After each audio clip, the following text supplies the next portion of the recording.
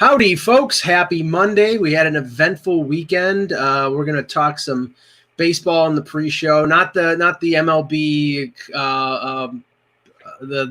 the 48 game season, but there was a 30 for 30 on ESPN last night that I don't know if you watched it, Anthony, but I know Jan, Russ, and I did on the 98, the chase of the Maris record. Heard about it. Yeah, Russ, go get us started. Yeah, actually, only because my time is limited. I'm first going to mention the reason the Seaver picture's back there, so everybody could always remember the abomination of that trade, because it was that day in 1977, and it was one of the worst days I ever had as a sports fan. But this show was one of the worst shows I'd ever watched as a sports fan, because, again, they made no effort to try and balance it. They went like an hour, and now luckily I only watched like 50 minutes. They went like an hour and 46 minutes before they started to mention that steroids were bad. And, it's like, how much do you want to celebrate this? Bury the lead. Now, I did get caught up with it a little. I admit it back then. I'm not going to lie about that. But the aftermath is really what a lot of people tuned in for hear. And you might as well just you don't really need a retread of the exact same steps. It's like the Jordan thing. It's kind of like following almost like the track of the Jordan documentary from what I was hearing, and it's like, well. It's ironic that you said that, Anthony, because I said that to Russ earlier. I said, Jan, I looked at the Bruce Lee 30 for 30, the Lance Armstrong one, this one, and the Jordan one, and they all tried to do the same thing. They all tried to include the subject, or as much as they could, because Bruce Lee's dead, and they had his wife and his daughter and his brother, but they had to sort of limit the scope because they got those people in there, or like Jordan had Final Cut, or I'm sure they couldn't go all the way down the road of steroids with McGwire and Sosa if you wanted McGwire and Sosa. But honestly, I would rather not have them there and go and have a full documentary and a look at what was going on, rather than this pussyfooting that we saw for 2 hours. So the best comment I heard, and Russ and I had a long Twitter conversation this yesterday, they were attempting to evoke the era of what happened in 98, right? So for those who were not around or followed it that closely, it was laying out kind of how the home run chase worked and how the period between the two of them, especially Griffey early on, who originally everybody thought was going to be the one to break the record based on his swing until he hit the slump, was going to be the guy who did it, right? And then they did migrate somewhat into the steroid era at the end, once the Andro was found in McGwire's locker and a big deal was made out of it. So there was a couple of these things I thought. One, they if they were going to do that, they could have done a whole show on steroids, which has been done before, right? You had TJ Quinn who was on, and Quinn definitely could have been the one who was talking about it, because he did a ton of articles for the Daily News with Terry Thompson when he did the whole expose with WADA as well and Balco and everything else. The interesting part that could have moved on also was mentioning McGwire's brother, who got drafted, who was clearly on juice as well, supposedly. They didn't cover Bonds. I mean, they showed a funny shot of Bonds looking around the bases, which they could have been dovetailed into, hey, this is Bonds ended up saying, I'm tired of all these guys getting the attention. I am now going to get on the juice because I need to be the one to get all the attention, though. They kind of mirrored that when they showed the number of home run records year over year in the last 4 years, everybody breaking the record. Yeah, I said to Russ, it's almost like that picture of Bonds was like, I'm a better player than both of these guys. I need the juice so I can be better. And the thing was that he was than both of them. I don't think there's any question he was, but Bonds got all PO'd because he wasn't getting the attention that he felt he deserved, and he changed his whole body because of it. But you know what? Sammy Sosa is a coward. For him to say, well, there's 4 or 5 guys in the Hall of Fame now that were on it, then name your name, Sammy. If you want to deny it your whole career, wouldn't even say on camera, yes, I did it, just said, well, everybody did it, and then sheepishly say there's 4 or 5 guys in the Hall of Fame, then name the name, Sammy, because he came off looking really bad. Yeah, and he looked bad with the skin, the bleaching. The bleaching of his skin. I mean, he looked like Joaquin Phoenix in The Joker. That's how without the murder aspect of it, but just really like a clown. And I thought he made himself a clown after the special when he went on with, I think it was Scott Van Pelt. Yep. and just, I mean, you know, just in complete denial of what he did. And why did he need an interpreter? He did a million interviews. He was on the Tonight Show, but when he's on Capitol Hill, he had to lie through an interpreter. That infuriated me too. Yeah, go ahead, Jay. So, as somebody who, I think I told you guys, I went to when McGuire came to New York, the doubleheader he played in, and got 25 tickets with buddies of mine after my grad school semester ended. So I took the afternoon off, and the piece of the batting practice, let me tell you, Piazza and McGuire put on a show that day, and the place was packed. There were thousands of people there early to watch both of them take BP, right? And I know we're not talking about the potential strike, but you know, after what happened with the strike in '94, Ripken in '95, especially with the streak, and then McGuire and Sosa were the guys who brought back baseball, and Seelig getting in the hall, which wasn't covered either, really. No, owners clearly turned a blind eye. They knew what was going on, and I know people say, well, they stole money. Okay, but how much money did they put in the owners' pocketbooks by 50,000 people showing up to ballparks when these guys were playing to see all these home run records broken? So I don't have any sympathy for the owners and for saying that they stole money. They stole, you want to say everybody got money stolen from them. There was so much money made by others. Todd McFarlane got $2 million stolen from. I talked to Todd McFarlane made a stupid investment. Well, it wasn't a stupid investment at the time. That's the thing, because it's something that you thought was based on reality, and it's not. I'll tell you, Todd, he's not a dumb guy. I'll tell you the best decision made of anybody, and I tweeted it in our chat group, was the guy who caught the 70th home run. He was offered a signed jersey, a signed bat, and he wanted to meet McGuire, and McGuire said no. And instead, he kept the ball, and 3 months later, he sold it for $3 million. So you know what? I would thank Mark McGuire for being a jerk at that point. You know, he wasn't really the other jerky thing about McGuire, because I know my phone's going to ring in a second, was the fact that he said he never really spoke to Sammy Sosa, which is horrible in the sense that they were together a lot in photo shoots, in press conferences. There's so much time. There's hours before a ball game where players could talk to other players, and they routinely go from one locker room to the other. It showed a little glimpse into what McGuire was about too. Yeah, I mean, you didn't ask him how much Andro are you taking? I mean, come on. But anyway, so all right, Russ, I'll be back. Okay. So one more pre-show thing I wanted to mention, and I tweeted earlier. So for those of us speaking of baseball and hearkening back to a different era, 32 years ago today, the movie Bull Durham was released. Mm-hmm. I saw it a couple, and this is the thing. Because we've done movie stuff during the pause here. I consider, and I'm not saying it's a bad movie; it's a good movie. But I have never seen a more overrated baseball movie than Bull Durham. I think it's good. I'm a big Costner fan, and you know, Susan Sarandon is gorgeous, and it's a funny movie. But I swear it's been so just held up on Mount Olympus when it comes to sports movie, because it's real, because it's like about the minor leagues. And I'm like, okay, it's an okay movie, but I like 8 Men Out better. I like Major League better in terms of a comedy. I mean, you know, A Field of Dreams is more, you know, dreamy and esoteric, but I like that better. It's an okay movie. It's not like the best sports film ever made. I'm a big fan of both. I mean, look, all the movies you mentioned, I read it. And it's coming from a person who likes the slapstick element of Major League. But I think Bull Durham's a better movie. You could sit and watch Bull Durham anytime it's on. It's one of those movies that it's on. You're like, all right, I'll find 5 minutes, and 5 minutes becomes 10 becomes 20, and before you know it, you've sat and watched the whole movie regardless of what time it's on, because it's so good. And yeah, Ron Shelton did play in the minors, so he had a very good sense of how the minor league worked.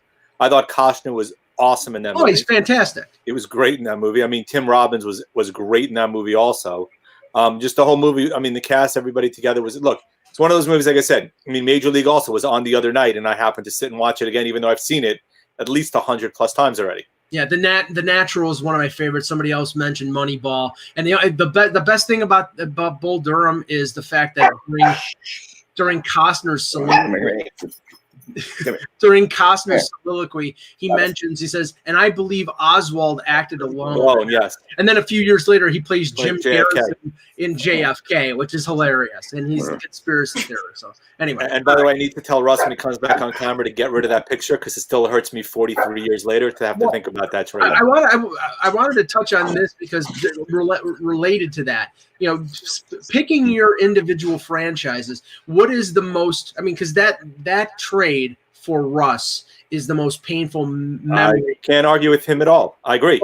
But of your other teams, what is the most painful trade? And I can say, for mine, it's easy. Let's start the show first, and then we'll go into because this one's this is right in my wheelhouse. I have another one for the Mets that we could do also. We'll talk about that on the baseball bet show. Anyway, here we go. Okay, ready? Well, we'll do hockey trades. Yeah. I have. I'm gonna get into Ottawa first, but I got something. All right, here we go. Okay. All right, and then we'll jump around for sure. Hello, Hockey World. It is Monday, June 15th. Just yesterday was Flag Day. Sorry, in case you missed it. Monday, June 15th, 2020. I'm jumping around. I'm Michael Lagello. I'm Anthony Mingioni. I'm Jan Levine. Russ, no, please, no. Russ has joined us just while Russ is gone. God, Jesus Christ. Whenever Russ is gone, Russ the Chicken has to jump in. Anyway, and I'm Eklund. You're watching HockeyBuzzcast on HockeyBuzz.com. This is the podcast that comes every Monday through Friday. It's time to fill you in on the comings and goings in the hockey world. And we are going to talk trades. We are going to talk different things, and we are going to talk the Ottawa Senators. But Mike, why don't we start off with the hockey trade thing? We'll start there first. All right. Well, okay, because today is the 35th anniversary of Wendell Clark being drafted first overall by the Maple Leafs. So when I saw the Seaver thing, in my mind, the most painful Leaf trade in history, sticking with hockey, was the Wendell Clark deal. It was a six or seven player deal. And the Leafs got Matt Sundin in the deal, and they won the deal in terms of the talent coming back because Clark had injuries. But I can't think of a more traumatic trade that the Leafs made. Maybe going back to '68 when they traded Mahavlich, but I was a year old at that point. But that trade was probably the most traumatic because Wendell Clark was a fan favorite. They had they'd gone to 2 conference finals. He had a career year, and Cliff Fletcher said, "Okay, I better trade him now before he gets hurt again." And they got a former number one overall pick in Sundin, and he was their franchise player for another 15 years or something ridiculous like that. But I think if you ask Leaf fans of that era, they would say, let's not trade Wendell Clark. Even though they got him back a few years later, that trade was traumatic for them. Now, there's a difference between traumatic and worst trade. Okay. So again, you're putting two different things together, right? And I know you don't love Sundin, and you've made that very apparent, but traumatic and worst. So you're viewing it as the worst trade, or the worst trade was the Kessel deal. Okay. The worst trade was the Kessel deal, but trading 2 first-round picks when a team was not a playoff team, and then ended up being Sagan and Dougie Hamilton for Kessel, who was out on an island with Toronto because there was nobody else around him. Was just I respect Brian Burke. I think he's a great guy, but I think that was a terrible trade. Okay, Anthony, what a Phil? We're going again. Just to clarify, we're going worst. Worst. We're going to go worst. Okay, worst. It's close for me from a Flyers perspective, and it's within this century and not last century. Because if you were going for traumatic, I would have automatically told you Dave Poulin getting traded to Boston for Kenny Linsman because Poulin was my hero growing up. Yeah. But for worst trade most recently, it would be probably it's probably a very close race between, from the Flyers perspective, Patrick Sharp to Chicago for Matt Ellison. Okay. Yeah. And I think other Flyer fans would probably point out Justin Williams for Danny Markov, but I would say Markov did serve a purpose when he was here in Philadelphia. He was really, in many ways, one of the guys who helped to deliver them a series against the Devils, which they had a big goal. Yeah, it was a huge goal. I was covering that game. It was a huge goal. But in terms of the long-term longevity of it, and it was very much that you could certainly point out Williams, but I'm gonna stay with, at least in the modern era, For me, it's Sharp for Ellison, because Ellison never really amounted to anything, and Sharp goes on and has a brilliant career with Chicago. Now, Jan, would yours involve? Go ahead. I won't guess. You know mine already. I mean, Russ and I have discussed this repeatedly, right? It's Rick Middleton for Ken Hodge as a Ranger fan is the worst trade by far. It's funny. I'm reading Mike Comito's Hockey 365, and he mentioned the trade. What I didn't know is originally Boston had asked for Steve Vickers when they discussed the trade like a couple of months before that, and the Rangers said no. And then it came back with Middleton. Granted, I know Russ has certain reasons he's told me off air as to why the Rangers, quote unquote, had to deal Middleton. But even so, that's the worst deal, in my opinion, that was made. In terms of traumatic, I mean, it ends in error, but I'd have to say probably Brian Leetch getting dealt to Toronto, right? It kind of, I mean, first of all, the return was underwhelming at best. Secondly, they dealt him on his birthday. Third, they removed the guy that really was the link in terms of that final link between what was the Ranger championship and what that team became, in terms of missing the playoffs for several straight years and having to rely on overpaying veterans and bringing in guys that didn't make sense. But that one was kind of one that ripped the heart out of Ranger fans, because they thought Leetch, like Rod Gilbert, was going to be a career Ranger. It would never play his career anywhere else, and clearly that trade changed everything in terms of what the franchise is willing to do and how they treated the players that were on that team. Ack, do you have one? Yeah, I mean, in Philadelphia, I mean, the Bernie Parent one in '71 was pretty awful when they traded Bernie Parent away. But that was back, for Doug Favell to Toronto. Yeah, when they traded him to Toronto, they eventually got him back, so you kind of give him a little pass on that. I'd have to say that people don't talk enough about the Sergei Bobrovsky trade. Which honestly, for a second round pick, right? For a second and a fourth. Second and a fourth was the deal there, yeah. Yeah, and they ended up with the second. They got Anthony Stolarz, who hasn't ended up being traded away for them. And I'm trading away Stolarz, and then Taylor Lear, right? Lear was one that he came out of Portland pretty well regarded. A lot of people like that selection, and again. Yeah. But again, Lear was, at the time, I think when he came up, he was definitely pushing NHL status, but now he's more of at best a quad A player. So yeah, I would go along with that in terms of it was just the circumstance too, because they had signed on for Brizgalov. Whereas I go with Sharp a little bit more because of the fact that I think it was as much a personality conflict between Hitch and Sharp, and Sharp was known, he spoke his mind. I mean. Right. And Sharp, we knew he was a good player, but Bobrovsky we knew was a good player too. But I mean, the idea that Bobrovsky's time in Philly was not great. Started off fantastic at the beginning, but it was also he had injury problems, didn't he? He had injury problems again, and he also had the fact that when we're talking about goaltenders, Peter Laviolette doesn't exactly sometimes has a stellar reputation with goaltenders at times, and it was definitely a bit of a carousel the season after in 2011 when Bobrovsky was really figuring in the picture, and kind of going back and forth. He played that series. There were 3 different goalies played in that series. Bob was hit very quickly. If you remember Bob, though, in that series, the legend has it at least that he basically was too afraid to play. Remember this whole thing? Like was that series where Bob basically bailed on them, Bobrovsky, and got so nervous that they felt like they couldn't put him in. It was never sort of a public thing out there. It was never public, but it was out there. It was out there, and this was the year before. I think this was maybe a season before I came back to writing. So at that point, I didn't have as much insight on it as I might. Yeah, he was really like the rumor that was going around, which was pretty well, felt like it was legit. Yeah, that he had just gotten super. He played in one of the games and just got super nervous. He got the yips. Yeah, he got the serious yips.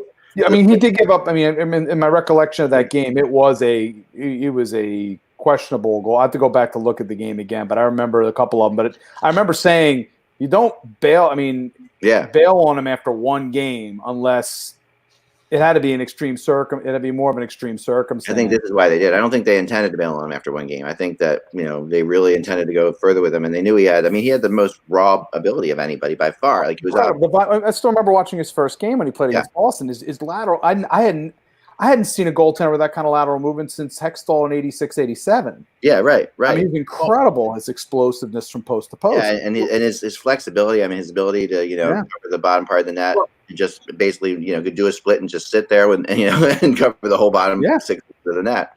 So just a couple mentions in the chat. Funky Cold Zadina said the Rangers trading Zubov. I don't remember what they got for him. Yeah, I mean they were trying to muscle up to face Pittsburgh. And in the modern era, there's no question. I think that's the Robitaille trade.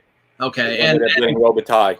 And a close second in the league. I mean, with the Leafs would have been the Russ Courtnall for John Kordic deal. That was mostly because John Brophy wanted an enforcer, and I guess they thought that Courtnall was at his limit. I don't know if it was in terms of that they didn't want to pay him any more money or what, but Courtnall went on to win a cup with Montreal in '93, I believe. So that was, and Kordic, we know about his troubled history, so that was not a good one. But there are so many trades if we're not and for the Rangers also, you can go with the Matthias Nordstrom trade to LA in terms of getting Yari Curry, and Shane Charlotte, which proved to be an absolutely horrific trade. Yeah, but in terms of, it's kind of hard. Look, in my opinion, Middleton belongs in the Hall of Fame. Obviously, Zubov just got in. I mean, it's not like they didn't get quality back in Robitaille, but still, in terms of you look at what Zubov and Leach were as a power play combination, what Zubov became, they clearly gave up on Zuby too early, and partly because he had some injury woes at one point in time, they gave up on him way too early. You guys know who the Flyers ended up trading to get Pat Falloon? This is a good one too. Oh, don't tip my tongue. This is a really good one. It's like I remember this. To get Falloon, which turned out Falloon had an okay forward or defense. Okay, no, these were draft picks. Okay, they were draft picks. They got him for a first. They got him for a first and a fourth. Okay, but the first round pick that they traded to San Jose was then traded to Phoenix from San Jose, and Phoenix picked with that pick Danny Briere. Danny Briere. Okay, that's interesting. It's a heck of that's a good trade tree. Really good trade tree there. Yeah, it's one of those interesting things. That's how Briere ends up in the league. Now we'll get to some news in a minute here, but again, another today is an anniversary of. Now, Jan, is today the anniversary of the of 1994? June 15th, 1977, otherwise known as Black Monday for Mets fans. No. Isn't today the anniversary? Yesterday was, yeah. June 14th, 1994. So I was rocking my original Stanley Cup champions hat yesterday all over the place that I still have from '94. That was senior week for me down in Wildwood. I remember watching Game 7 from some beachfront motel. See? Yep. I remember that hat. Yep. I remember that. Right afterwards, and got it. Yeah. Now, when that gets back, I'll bring this up, or I'll mention it again. But today is the 9th anniversary of Game 7, Boston, Vancouver. So Eck would have been dodging tear gas bombs. I actually was in Vancouver 2 months after that. I was on an Alaska trip, and we stayed in Vancouver a couple of days. Okay. And I remember walking down the strip where all that happened and going, looks a little nicer now than it did a couple of months ago. It did a good job cleaning it up here. They removed the charred remains of the car that was. Yeah, no more char. No more. The garbage cans were still in the one piece. Actually, Anthony, I wish when we were there last year, I wish I would have known where exactly all that stuff happened. Yeah, I said between that and us not actually getting over to the beach area to go see the Pacific, we spent most of our time at a bar. Yeah, I'm sorry I had to leave. Like hockey writers do, we spend most. We could have done that on a beach, though. Might have some breaking news for you guys a little bit here. All right. Okay. Involving our season that's continuing shortly. Okay. So I was talking to people at the NHL and about I asked the question, will players who aren't playing be permitted to watch the games in the arenas? Like, I thought there was no reason why they wouldn't be, because, the concept of, and I thought it'd be kind of fun, actually. Like, I thought it would be kind of like one of those things. It would be kind of cool if, the players, because they're going to be bored out of their minds. They're going to be sitting around. They're quarantined with these guys anyway, so they're going to be having dinner with them, hanging out with them. In the bubble, so what difference would it make? Right, so why not put them in the stands? I said I was talking to people at the NHL. I think there's a lot of opportunity there for the NHL to do some fun things with them. Like to actually have, and I think the players on the ice too would pick up their play. It would also be one of those things that would matter to the players on the ice because, there's Ovechkin and Crosby up there watching you play. I think that matters sometimes to guys. But I'm sensing a butt here. It has not. Wonder why? No, what I've been told is it has not been ruled out. So I mean, which I know is not like great news, but it not huge news, but it is something because I kind of expected that it would be ruled out completely. You know, just they're keeping options open and playing everything by ear to see how things are. Yeah, but they really said they did see some fun things. They also said the NHL's working on some really good things. Well, think of the it game to interact with the fans and interaction. Well, think of it this way: they can't, like we've seen many a time in the playoffs, the cameras cutting to the crowd. They're not going to be able to do that, so they have to fill time. If there are players from other teams sitting in the stands, they can cut to them and see their reaction, like, "Wow, what a goal by so and so." I mean, we can't put stuffed animals in the crowd like they did elsewhere. Yeah, yeah, right. Like Russ, Rack, you've talked about also, right? We've talked about almost like what happened with the NFL with the Zoom. With Roger Goodell, having that in terms of superimposing "quote unquote" fans in the stands and having people having it pan that way as well. I mean, there's clearly idea that they have a little bit of time still to work it out until camps open July 10th. Although one of the things we were doing in the group tweet room was that I don't know if you saw, but Florida is closing their bars because of all the update on the number of cases. Right, you look at the number of states that have reopened broadly. In terms of number of cases spiking, Vegas, I would think the NHL has to have a mild level of concern with Vegas opening back up. That would be a concern in terms lightly. I'm putting it right. You look at Arizona, a friend of mine, people I work with, Arizona's spiked in terms of number of cases. So all this clearly has to call into question, and we see what's happening in the NBA in terms of whether or not to be in the bubble in Orlando. All this, the quote of the best laid plans of mice and men start coming to mind as these things start increasing in terms of what all leagues are going to do and whether or not they're going to restart action. I was also told this because I asked about my thing that I proposed before, that there would be a way that fans could react to this. Like I'm a big believer in them putting out an app with buttons on it, and somewhere on the NHL app having buttons. So if you pick your allegiance, I'm a Flyers fan. So when the Flyers are playing in one of their home games, like what's technically their home game in this thing, I have buttons on there that say "Let's go Flyers" chant, boo, cheer, this kind of different things, like buttons that say on there. And as I'm watching the game, I can press these buttons, right? And if I press these buttons, the more people that are Flyers fans that press those buttons relates to the crowd noise that's being pumped into the arena. And if you're the home team, that's like 0.005 decibels, where if you're the away team, that's 0.001 decibels. So you have this concept of the away teams could make noise as well, but you could get a "Go Leafs Go" chant or whatever in versus Columbus.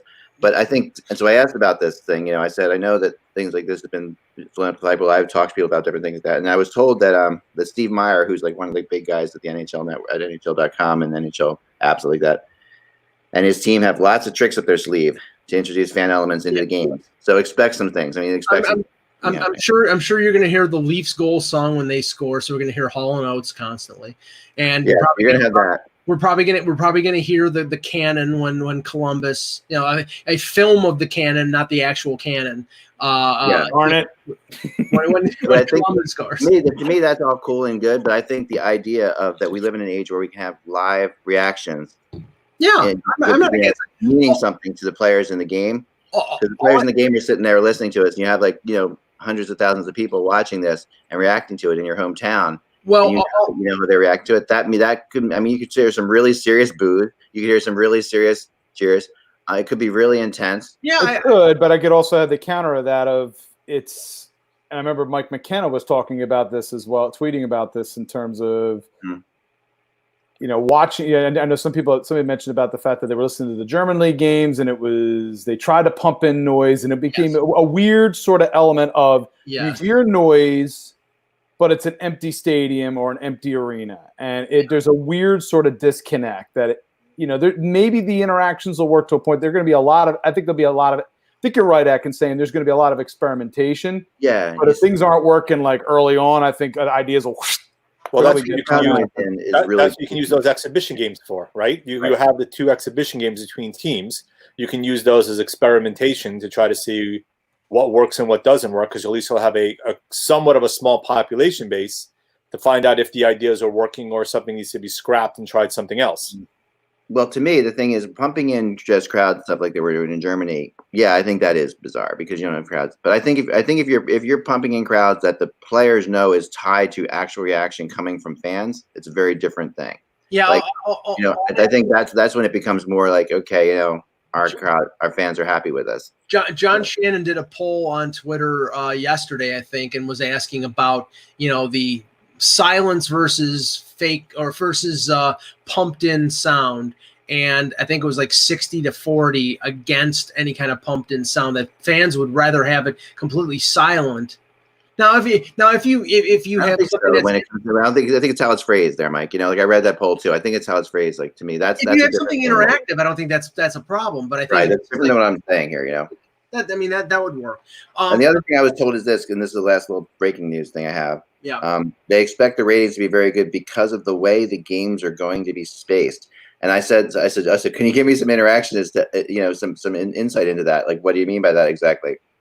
And meaning that they are going to have, they really plan on wall-to-wall hockey as many as 4 or 5 games a day, which is like talking about like that can be visible. And they really want to have things on in terms of the fact that they don't want to often, when avoidable, have games going against each other. So they really want to like focus every game to have its own little thing, which is pretty, its own little miniaturized game, almost like a miniaturized thing. Yeah, exactly. I think that they're really are gonna try to. I think it's the only thing I can think of, because I think Russ and I were talking about this on the weekend. If you think about it television scheduling wise, first of all, you're probably going to have you're obviously going to have Vegas as one of the hubs, and probably a team in the Eastern time zone as the other hub. We don't know what, and we can talk about that in a minute. But if you play games at 1 and 4 Eastern time, and then play at 1 and 4 4 and 7. We'll help Mike out here a little bit. Yeah, 4 and 7 Pacific time, then you're staggering 4 games, and it's not going to be where one game is on at the same time as another one like a regular playoff. You're going to devote your entire audience to each of these games. Now, there may be overlap because there could be overtime, and that's the one concern. It's like you can't schedule 3 games, 1, 4, and 7, because what if the game goes into overtime? They're going to have to have at least an. It's like the at the World Juniors. You're going to have to clear the ice, clear the benches, maybe even sanitize the benches. So yeah, you're gonna have to do that. I mean, the other thing you can do like slightly. I mean, this has a couple games going at once, but you can, like, I love when there are games on the on a night when I'm home watching the center ice package or whatever. When a game starts at 7, another game starts at 7:30. Like that kind of thing is, as stupid as it is, it's like having that intermission, having intermissions not line up so that you can watch another game during the jump games. Yeah, right. I think that's huge too. I think being able to do that is something that they really need to add to. I'm really surprised about the overtime thing, and I asked them about it. They just the NHL, and I love this. I love the fact that the NHL is completely dead set on that they're always going to be this way with like endless overtimes. But like you say, the way this works in this thing, I said I wouldn't think the fans would have a huge issue if they went to like a 4-on-4 endless overtime versus a 5-on-5 endless overtime, just because of the situation. I think endless overtimes are awesome. They're the best thing about hockey, but not 3-on-3, because 3-on-3 is a little bit, that's insane. I'm telling you right now, you can tell by the way the players forced and were back big in backing 7-game series in the playoffs. They do not want any excuse for this playoff to be an asterisk placed on it or bad. If you go to 4-on-4 overtimes. Yeah, it cheapens it. It says, oh, they didn't have to have 5-on-5 overtime. No, it's the one thing that the NHL hangs its hat on is that when you look at the playoffs, the game continues as it is. And I love that. But if I was in their position, and I personally am all for that, but if I was in their position, I would have a tough time looking at logistically how they're pulling it off. I would have a tough time saying that maybe 4-on-4 is not something we should look at. Just from these logistics are going to be crazy. Like if we get games to go to double overtime or triple overtime, we have to actually we're just trying to get there first, considering the amount of cases, the amount of stories that we're getting right now. We have to get there first. Right. That's why Mike is also get there first. You go East Coast, West Coast in terms of time. You don't have to worry about you don't have to worry about that. Right. Yeah. And I asked this question, and I didn't get an answer yet on it, and I'm looking forward to getting an answer on it. I said, so say you have a game that goes into double or triple overtime, and then you have another game that's supposed to start at 10 o'clock at night. But now that first game is going to like midnight or 1 in the morning. You're going to start a game at 1 in the morning East Coast time. Well, no, it's what Jan just said. They're probably going to do is alternate, like 1 East, 1 West, 1 East, 1 West. So there's enough time in between the two games that they can sanitize the benches and clear the ice. And in case there is overtime, they're not going to be playing a game 3 hours later. They're going to be playing a game 6 hours later. So unless it goes to quadruple, if you do that, you're not. You know how long this thing's going to take if you do that. I mean, like if you're putting 6 hours between games, then you can really only get like maybe 3 games a day. Two games in each side. You can get 4 games a day. Yeah. All right, so think about that for a second. Think of how many days that's going to take to get through the preliminary and the first round of the playoffs. 2 weeks. 2 weeks. How? Yeah, they said it's going to take 68 days overall, I think, from when they start the round when you start the regular playoffs. Right. So it's a little over 2 months. So I think if you start early August, I believe the viewpoint was you could be done by the first week of October. Yeah. Two games per day in each hub.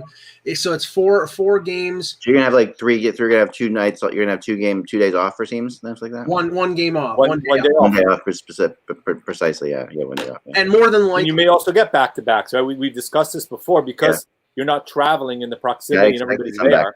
Yeah, you can potentially have back-to-backs even though they haven't done it. And then another additional day, again, resting-wise, a day for testing for players. Yeah. And you're also logistically, it's a good logistically. I think it makes sense that way. And you're also going to want to like we know for a fact that, like, say for example, Toronto Columbus will be a 7 p.m. Eastern start because they'll want the Toronto eyes. They want the ratings from Toronto on that game. The Rangers playing Carolina will be a 7 p.m. start because they'll want New York watching, and unless there's, the Knicks aren't going to be in the playoffs, and the Yankees may not be any actual Yankees. You're like talking about Pittsburgh, Montreal. You don't think that's going to be their prime game? That's why that game will be on stagger alternate.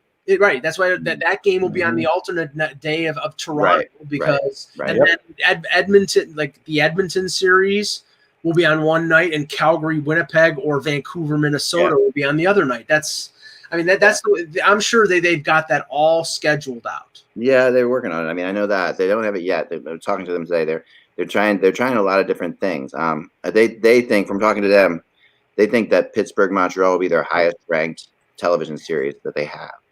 And I think that's probably true. I mean, the reality of that is Montreal has such a huge fellowship, and Crosby is such a huge. I mean, so when you think about just Crosby versus Montreal, that's a giant ratings number. That's gonna be bigger than Toronto Columbus. But the one thing that we're forgetting here is the round robin games. I have a feeling those round robin games are going to be played at off times because who's going to really watch them? There's nothing really. You know what I'm saying? There's like nothing really. What's that? Because you haven't seen your team play forever. I mean, but they have no consequence. Like all it is you're talking about the top 4 teams, right? Probably. Although Toronto would potentially be a draw because they haven't played in Toronto. Toronto's not in the top 4. Rob, I'm sorry. Right. What I'm saying is who. So if you think about it, for Boston is 1. Yes. Right. Washington, Tampa, and Philly. Right. So of the 4, would you say any of them are I'm saying those draw? I'm saying those games have a very good chance of being at 10 a.m. because people will still watch them. But in terms of like, I think you're right about that. Yeah, there's no major consequence. Plus, those games, they have regular season overtime rules, so you can slot in a 3-hour slot and they won't run over. Right, you're going to put them earlier. You're not going to put them as their last game of the night because of that obvious reason. Yeah, that would be a 1 p.m. Eastern, 10 a.m. Western potentially type of start. Exactly. Right. That's what I think we'll see. I mean, I heard it does. We all expect it to start in August, but I actually heard that July 10th is the expected camp.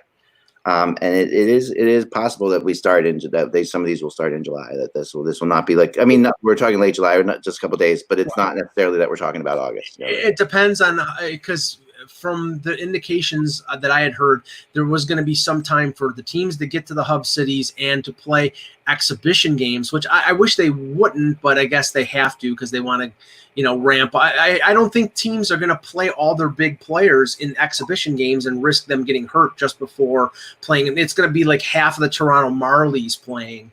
What's the bigger risk, though? Just throwing him in cold into a playoff game? I mean, I don't know. To me, it's like you might as well put him. You're going to put him into those exhibition games. You can't come in. You can get. If you're worried about getting hurt, you're going to get hurt. That's the bottom line. I think that's how they're going to look at it. I don't think they're going to look at it like they're afraid to play these guys.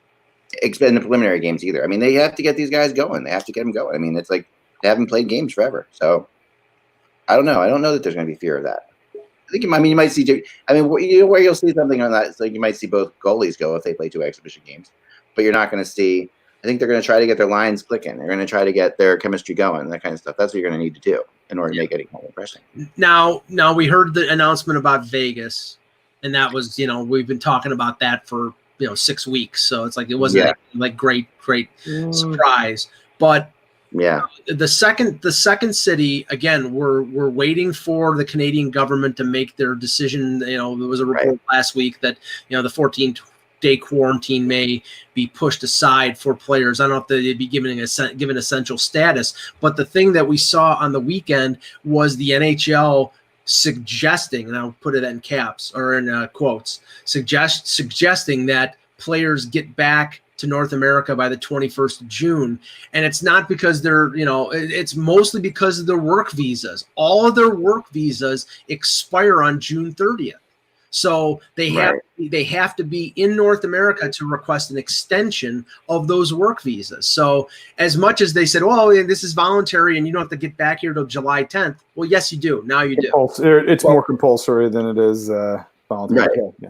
Mm-hmm. Plus, it is partly the quarantine, though, right? Because if you are technically going to have a 14-day quarantine period and you want to start phase 3 on July 10th, getting back by the 21st gets you you end your 14-day quarantine a couple of days before training camps officially open. Right.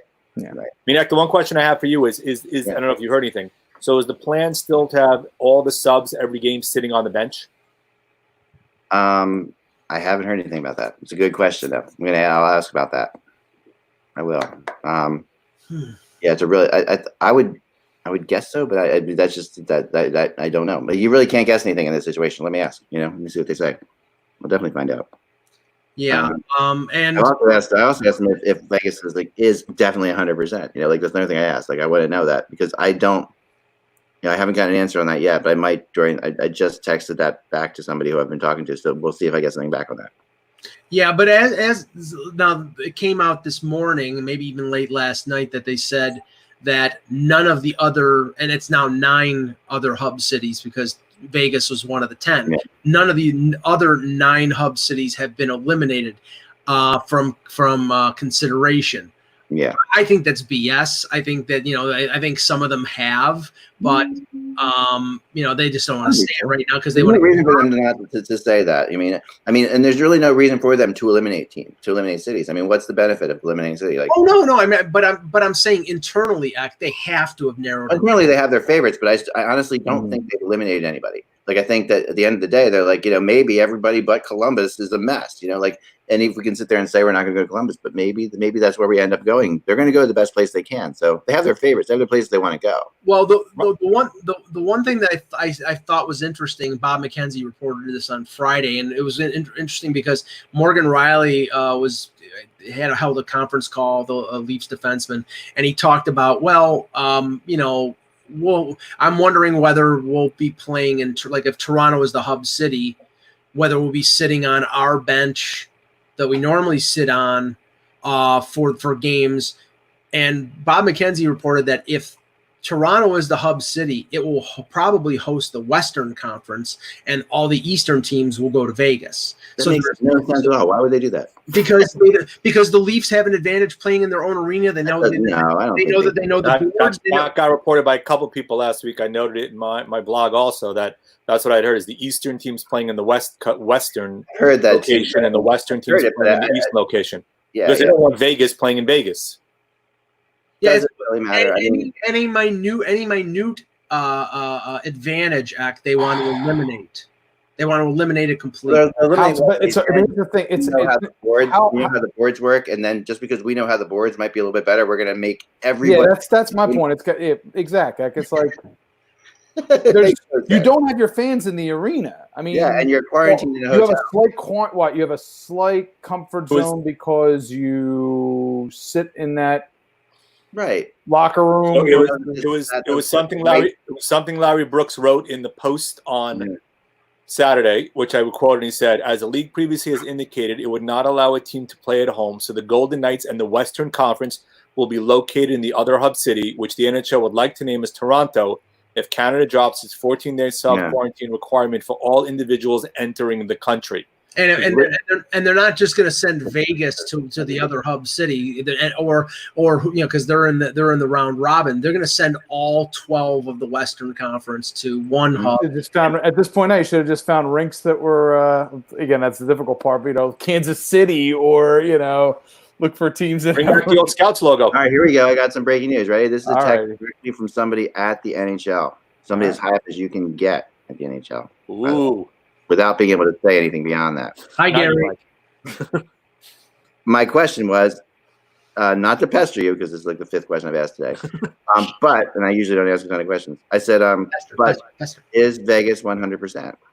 And the response is this: no, nothing is 100%. Nothing is 100%. Yeah. Nothing is 100% until decisions are made, and none of those decisions have been made yet. That's so. I mean, that's what I'm told. I mean, that's right. I mean, and I'm not disputing that, but I mean, we're going on what was reported over the weekend that Vegas has been one of the hub cities. I know we're going on what was reported, but I didn't. I mean, the reason I didn't report it was because I wasn't hearing anything about it as being 100% either. And at the same time, the reality is, sometimes we go on what's reported because something's very obviously leading towards that direction.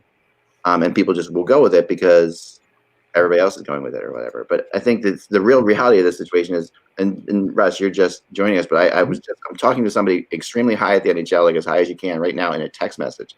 And I said, is Vegas 100%? And his response was, nothing is 100% at all.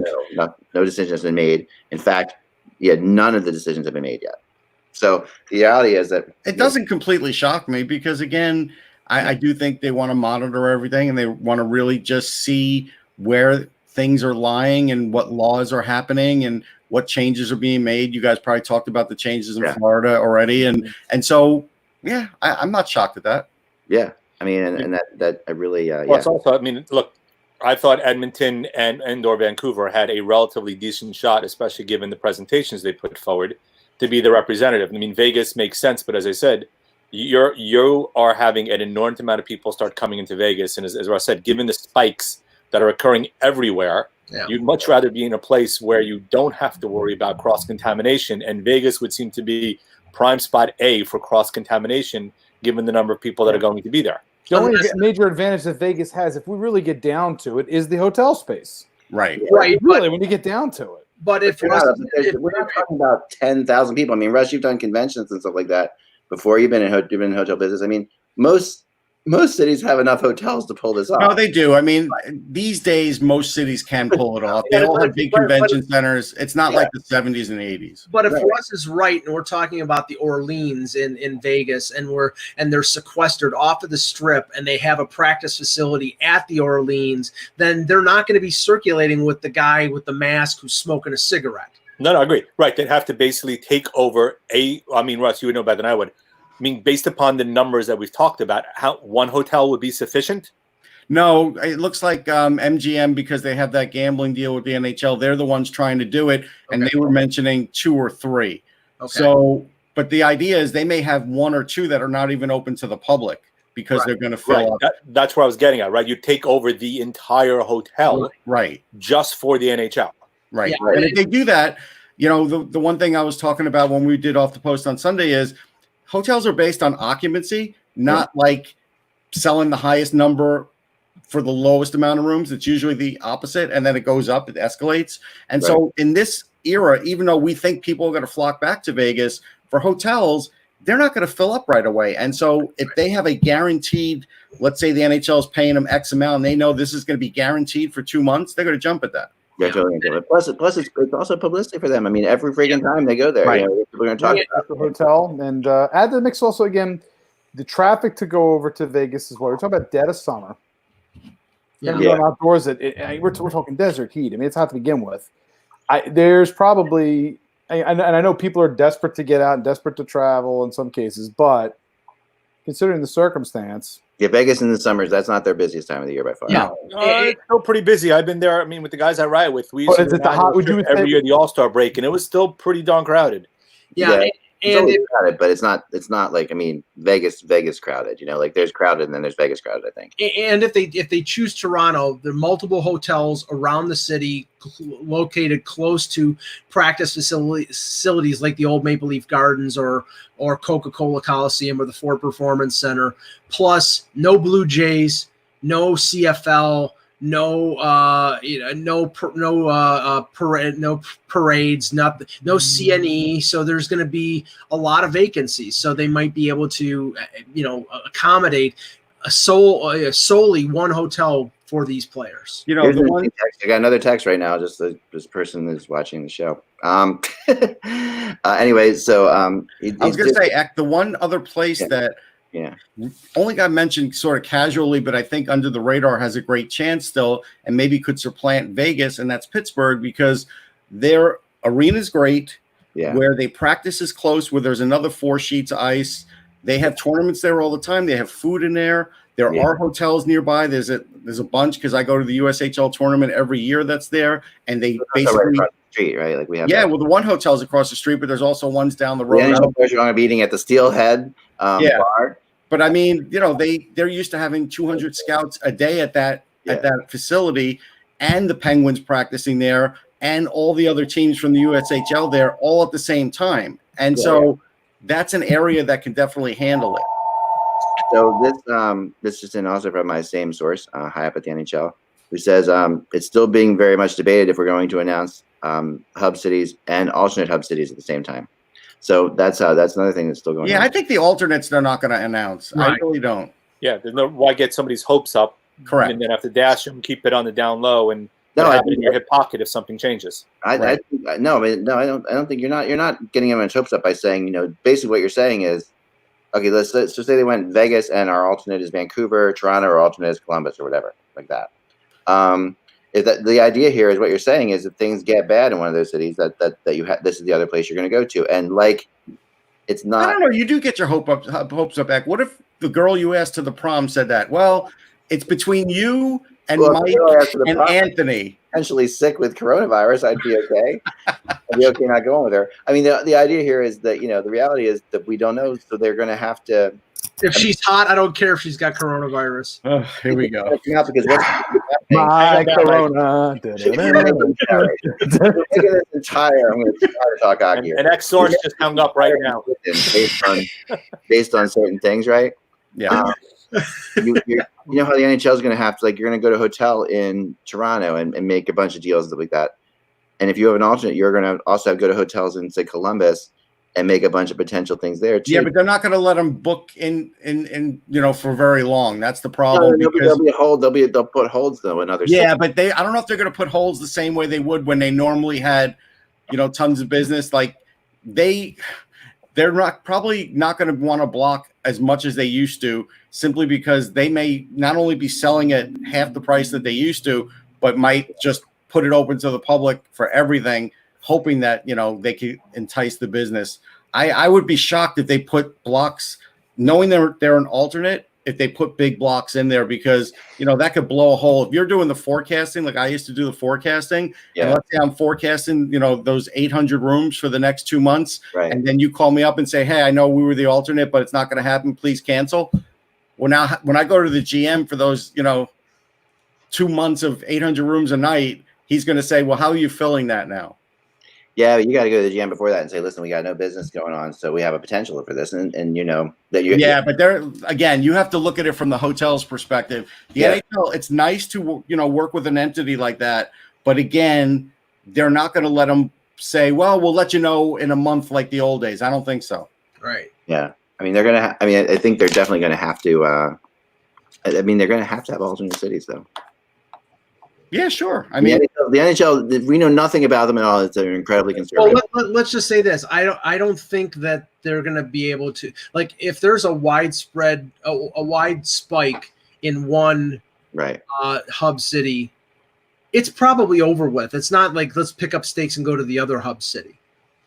Oh, I don't know if it's over with. They can't be We're over with. talking about in the, like, say we're In in the middle of it or something like that. say Yeah. we're in the middle of August. Say we're through It won't be a wide spike in the city that'll kill it once they're there, because because they'll be quarantined still away. The concept is that they're okay, even if there's a wide spike in the city around them. It would be a wide spike among the players that would kill it when you're there. But that's and that's highly unlikely once they're quarantined away. You would think, if ever, unless something. I mean, anything can happen, of course. But the NHL can't afford not to do this. They have to try. I mean, they're going to do, and obviously that's why they're doing it. we can start talking about Ottawa now. Yeah, we can get into Ottawa a little bit now. I think we only have a couple of minutes to go, though. I kind of would rather give them. We can save it. We'll save it tomorrow. But this is what I was starting to bring up. And then you had to go off air. Yeah, go ahead. Today is the 9th anniversary of you dodging tear gas bombs in Vancouver, Game 7. Oh yeah! Wow. Oh man. Bruins and Vancouver Canucks. So, Russ was there too. yeah, give us your story. You were there, right? I was You not think- there. No, I didn't go. Okay. I didn't go. Man, I had great- someone in great story. Vancouver. I had someone in Vancouver. I'll tell you that story. That's a great story. All right. So, like, typical, like the way it works in the NHL. If there's an NHL hotel, and there's and they're usually too expensive to stay at. So usually I'm staying at another hotel, and then taking like a cab to the NHL hotel, because from the NHL hotel there's a bus that will take you to the arena, and that's like the easiest way to get to the arena, a media bus or whatever. So as opposed to taking a cab, and usually there's food at the NHL hotel beforehand too. So I had all my stuff at the NHL hotel. Go to the Vancouver Boston Game 7, and as we get out, I'm interviewing Tim Thomas, who's won the MVP of the playoffs. Right, he's because the Bruins have won the whole thing.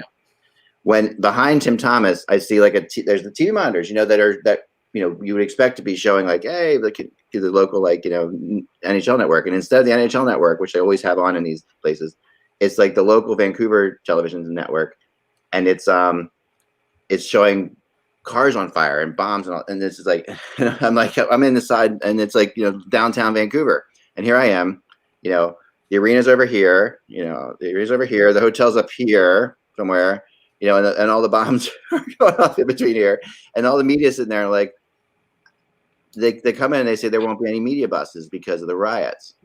So all right, and there aren't any cabs yet running either. So what I had to do was I had to walk 2.5 miles through this stuff. Like everybody, and then we stayed at the arena for a long time. I waited for it to kind of die down. And you stay along. There's always stuff to do. So I'm working in the media room and everything. Eventually, they're saying, "Yeah, we're kicking everybody out of here because we're afraid." There were people were starting to get afraid that they were going to come to the arena, that they were going to start they're going to be crowds at the arena. Every man for himself. It really was. It was like crazy. Throw your bag on, throw your bag over your shoulder and just start walking through Vancouver. Throw your bags of marijuana. Yeah, and people and it was crazy, and I took off with Jeff Marek. I started with him heading back, and then he and I got separated somewhere in a crowd. Never saw him again, and obviously he's fine. But that night I never saw him again. We never saw Jeff. Speaking of every man for himself, Anthony. I finally get back to my hotel, and I don't know how I avoided, but I saw things on fire. I saw people running. I saw looting. That's the first time I've ever seen it right. That was a weenie roast. Yeah, I saw everything. I saw people running in. So then I get up to my hotel. I call my wife because my cell phone had died ages ago in this whole process. I finally call my wife, who's just in panic mode because she's sitting watching it on television. And I said, "Oh, we're fine. I'm fine." So I look out over the city by my hotel, and I was a dead view. It was a really interesting view because I had a view right into downtown. So my hotel wasn't the NHL hotel. So I had to walk to the NHL hotel, then walk to my hotel to get stuff I left at the NHL hotel, like an idiot. So anyway, so I'm watching these. So I hear a bomb go off at 2:30 in the morning. Wow. And I'm in the 20th floor of my hotel, and I'm just this is not good, So I book, grab everything I need, book down the steps. Don't take the elevator because I'm terrified of getting stuck in the elevator. Book downstairs, down 20 steps, get to the base of the hotel, and there's a car on fire right in front of the hotel. And then there's this family of 5 that come in, and they're all wearing Vancouver shirts, and like they have like a mom and a dad and one older son and like 2 younger kids, and they're all like they can't see. They're like, I can't see my eyes. They get hit with tear gas. They're like panic. They're panicking. They're in the lobby of the hotel, and the hotel guy in the lobby is like, no, we're not letting you in. He's like a really nasty guy, and I'm like, no, they're with me. I yell. He's like, well, they're not with you. You know them. I'm like, yeah, I work for the NHL. They're with me. And finally, it's like, okay. So I bring them all up. We go up 20 flights of stairs again to the top. I give them all the clothes I had that I wasn't wearing to change out of their clothes because their clothes were covered with tear gas. They all showered. At 5:30 in the morning, they left and went on their way. And it was just a crazy ass night. It was just one of these nights that was just like, what could you do? It was just ex mitzvah. It was not. Well, yeah. As I'm looking at these people, Anthony, you're looking at this. I'm like, what would happen in Vancouver? No, I'm saying this is a positive thing. It is a positive. What is he, Martin Landau from the movie Rounders? But what would ever happen? Like great thing, because I mean, I could have very easily been that dad with my kids watching the game downtown or whatever. Yep. And you start off, it's game 7, you end up in tear gas. It's like, what a horrible evening. I would have been the guy in the lobby telling the people to get out. Your team doesn't even. Yeah, that sounds like you, Mike. In the movie version, we know which role Mike's playing. I mean, their team didn't even win the Stanley Cup. So, I mean, the crazy thing about it, of course, the next day, there are all these really crazy stories about the rioters came from out of town, and it's just kind of similar to what we've heard in Minnesota recently. That they say the first meeting of Antifa. Right, or whatever. And it's weird. It was weird because this is the same place where I had been in for the Olympics just a few months earlier. Right. And the Olympics were such an incredibly peaceful, and they were so worried about terrorism through the Olympics, but such an incredibly peaceful thing, and nothing bad happened in the Olympics. And that was just, I'll never forget. It was just. I mean, if the Canucks ever win, there's going to be a problem. Yeah. Don't worry about that. It isn't going to happen. It seemed like the last place that would erupt like that. Like of all the cities I've been in, Vancouver. Well, you can't say that after '94. I mean, clearly they'd seen it happen. Yeah, they have. I didn't really know about. I mean, I didn't. Oh no, in '94 it was bad. Yeah, I didn't know enough to know that. But because all I knew of was, I mean, there's nothing better than a city during the Olympics. Like Vancouver to me was like the most beautiful place in the world because it's great. In the Olympics. I mean, the Olympics are, there's nothing a city cares more about than how they appear during the Olympics. They were just nothing great about downtown Sarajevo in 1984. Right. But in Vancouver, I mean, the place was scrubbed. Every little thing was scrubbed, to make the Olympics look awesome in Vancouver. It was just. Look, I was there for the World Juniors and the draft in the same year, and the city's great. Like, I remember my Vancouver story. Yeah, I enjoyed it. Listen, Mike and I were walking over to, from where we were staying. To a bar. Well, no, I'm talking about in the morning going to the arena. We did end up at that bar. And then afterwards it was to the bar because, But remember my first Vancouver experience, I show up for the Olympics, and I get there, and my hotel, which I had booked a year in advance, was double booked, and I had no place to stay. So for 21 days, I was homeless, and I basically – so what I did, and this is the early days of Twitter, I was like one of the few hockey people even on Twitter. I tweet out, I'm in Vancouver. My place is up double booked. Does anybody have a room in Vancouver? Any hockey fans here that could rent me a place to stay or whatever? I do that. Within 5 minutes, I have 10 people offering me a place to stay. And the one family I go and stay with is still Richard Lote, still one of my buddies. He has me in, invites one of my family was coming halfway through the Olympics. So they can't, because they were going to stay with me because I wanted to show them the Olympics. So he let them stay with him. I stayed for free for like 21 days. He wouldn't take a friggin' cent from me. And then that's the guy who ended up doing the hunger thing with playing street hockey across Canada and was on like the CBC. That's Richard Lote, who was like, forget the name of it, but it was really cool. Yeah, I don't know about that, but okay. No, it was amazing. It was incredible. Like he did an incredible thing, and I mean, so people of Vancouver. I mean, he put up with you for 21 days. That is an incredible thing. Enough nice things. I know. I couldn't say enough nice things about the people of Vancouver. I mean, I was like, I mean, it was amazing. They were the nicest people in the world. Now, let me ask you, when you stayed in their house, did you treat the room that you were in like your hotel room? No.